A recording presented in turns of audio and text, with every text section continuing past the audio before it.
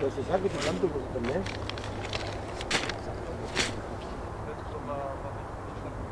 On travaille avec plusieurs fournisseurs. On essaye d'avoir des semences qui ne soient pas enrobées et si possible de trouver des semences localement, ce qui est toujours assez difficile. On a trois façons de travailler, c'est-à-dire qu'en zone périurbaine ou dans les zones très touristiques, on utilise plutôt des espèces qui sont visibles à des dosages assez forts. Et plus on s'éloigne un petit peu dans l'espace agricole ou dans l'espace rural, et plus on utilise des espèces qui présentent des caractères plus sauvages, comme des sainfoins, comme des trèfles rouges, bon, qu'on associe bien sûr à des coquelicots ou du bleuet. L'intérêt, c'est dans un premier temps bien sûr de favoriser le gibier, mais finalement en favorisant le gibier, c'est très attractif aussi pour les passereaux, pour les insectes.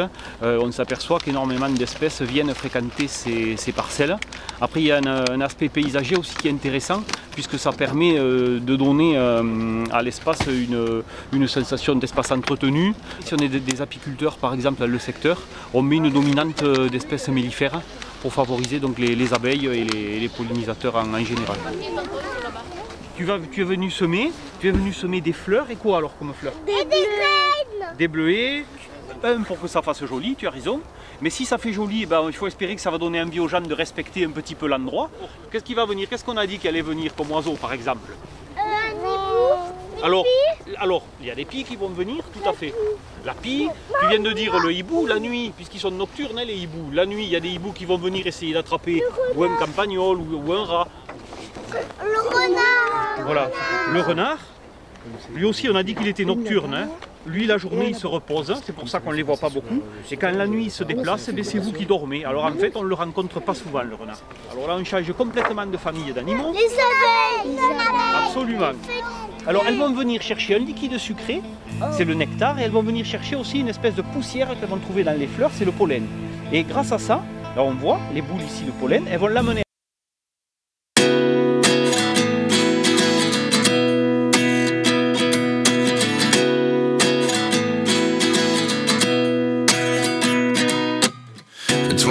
And I find myself wondering what did happen to the last 10. I ran away with my life, fast forward, never turn back again.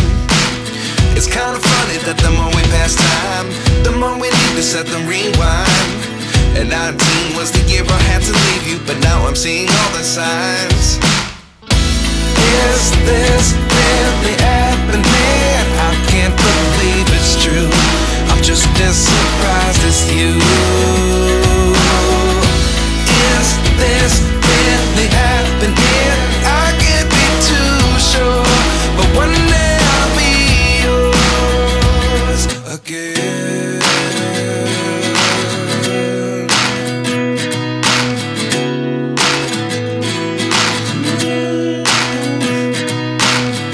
Life lessons come one in a dozen. The other 11 get something from nothing. I sit here looking for an answer. Maybe the biggest question was in the last chapter. You gave me the soul I have today. Without you I never could have moved away. But now I see what you teach. I do believe I always should have stayed. Yeah. Is this really happening? La chasse, je crois, je ne sais pas si c'est président, hein. Enfin il y a quelque chose dans la chasse, et il voulait nous faire participer avec Olivier et Gallo là, aux activités de la maison de la chasse et de la nature à Perpignan. Donc on a mis en place, la mairie nous a mis à disposition un terrain, et puis les animations ont commencé, et puis voilà, il y a eu un partenariat un peu avec eux quoi. La découverte du monde, ça s'appelle. C'est plus les sciences naturelles. Tiens, Décalez-vous un peu. vas-y. Allez, vas-y. Il y a 4 ans, notre projet a vu naissance et nous le perpétuons chaque année afin bien sûr de faire voir aux enfants ce qu'est la biodiversité, les abeilles, les animaux bien sûr. Ça profite aux chasseurs aussi puisque quand il y a des insectes, il y a du gibier qui se développe. Nous avons également fait ce projet pour défricher les alentours de notre commune, car nous considérons qu'aujourd'hui, il y a des prises agricoles, toutes ces friches ne sont pas les plus belles autour des villages. Il y a beaucoup de friches et les propriétaires nous laissent ensemencés, quoi. Et ça sert pour le gibier, pour la faune, quoi. Hein. Là où la friche est en train d'être girobroyée, on a un bel exemple là de fermeture des milieux en zone périurbaine. On voit nettement que le pin est en train de coloniser, les canaux de Provence se développent un petit peu partout.